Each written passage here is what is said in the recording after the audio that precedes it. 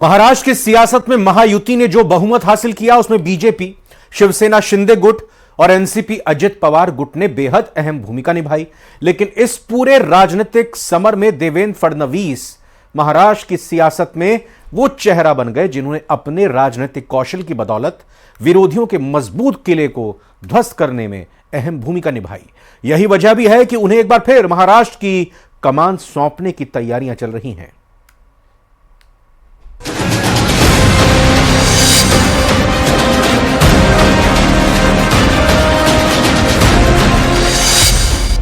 सर्वानुमते यानी कि सर्वसम्मति से देवेंद्र फडणवीस जी को पार्टी के नेता के रूप में घोषणा करता हूं और नेता घोषित करता हूं। सुनले हुए सी कुत्ता भी ना पेशाब करेगा।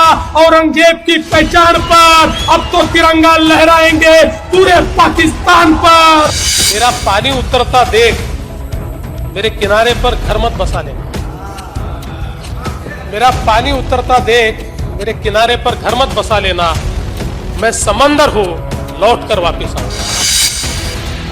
भले ही ये बयान साल 2019 का है, लेकिन इस बयान में छिपी है देवेंद्र फडणवीस की राजनीतिक कुशलता, उनकी जिजीविषा, उनकी कर्मठता, उनकी सौम्यता, उनकी सरलता। और आज देवेंद्र फडणवीस का यही रूप उन्हें महाराष्ट्र की सत्ता का वो किरदार बनाता है जो अपने राजनीतिक दांव पेचों से विद्रोह और विरोधियों के किले को ध्वस्त कर सकता है। अब से कुछ महीने पहले जब लोकसभा चुनावों के नतीजे आए तब बीजेपी दहाई का आंकड़ा भी हासिल नहीं कर सकी थी। ऐसे में देवेंद्र फडणवीस के राजनीतिक भविष्य को लेकर तरह तरह के कयास लगाए जाने लगे थे। लेकिन वक्त और बाजी ऐसी पलटी कि महायुति के नतीजे देखकर सियासी पंडितों की आंखें भी चौंक गई। आणि महाराष्ट्राने जे मॅन्डेट या ठिकाणी आपल्याला दिलेलं आहे, खरं म्हणजे महाराष्ट्राच्या जनतेला मी साष्टांग दंडवत घालतो अशा प्रकारचं मॅन्डेट महाराष्ट्राच्या जनतेने आपल्याला दिलेलं आहे। इन नतीजों ने महाराष्ट्र की राजनीति का भविष्य तय कर दिया था।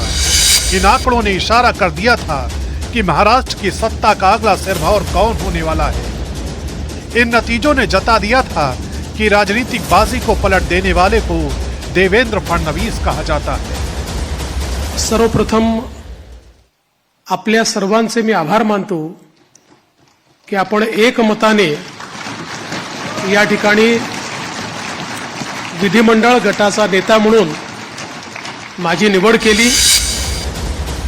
साल 2014 के विधानसभा चुनावों से पहले ही देवेंद्र फडणवीस मृदुभाषी नेता के तौर पर अपनी पहचान बना चुके थे।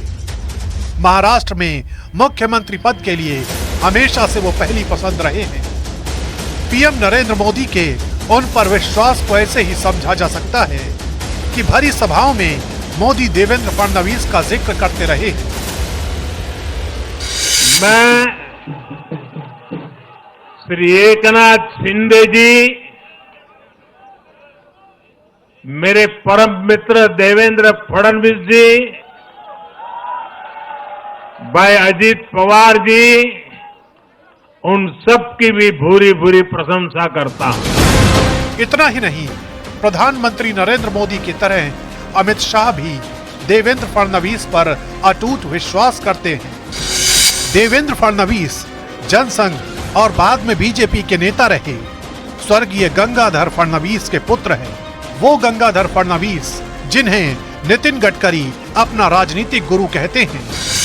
लिहाजा ये समझना मुश्किल नहीं कि देवेंद्र फडणवीस का राजनीतिक कौशल किस सीमा तक है। इन चुनावों में देवेंद्र फडणवीस के लिए चुनौतियां इसलिए भी बड़ी थी क्योंकि एक तो लोकसभा चुनावों के जख्म भुलाने थे, दूसरा महायुति के भीतर टकराव के हालात को भी नियंत्रित करना था। यहाँ देवेंद्र फडणवीस ने अपने जबरदस्त राजनीतिक कुशलता का परिचय दिया। उन्होंने न सिर्फ पूरे चुनाव अभियान के दौरान अद्भुत धैर्य का परिचय दिया, बल्कि सरकार के गठन की तैयारियों से पहले भी राजनीतिक संयम की मिसाल कायम की। इन सारे समीकरणों का नतीजा ये हुआ कि महायुति में बीजेपी सबसे बड़ी पार्टी बनकर उभरी।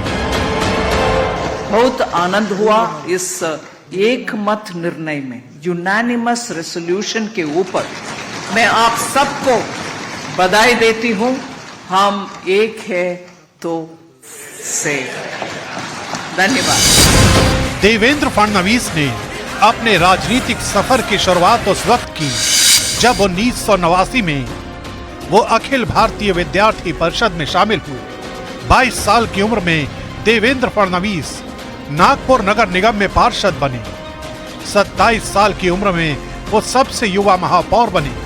1999 में देवेंद्र फडणवीस ने पहला विधानसभा चुनाव लड़ा और जीत हासिल की। इसके बाद उन्होंने पीछे मुड़कर नहीं देखा और लगातार 3 विधानसभा चुनाव जीते।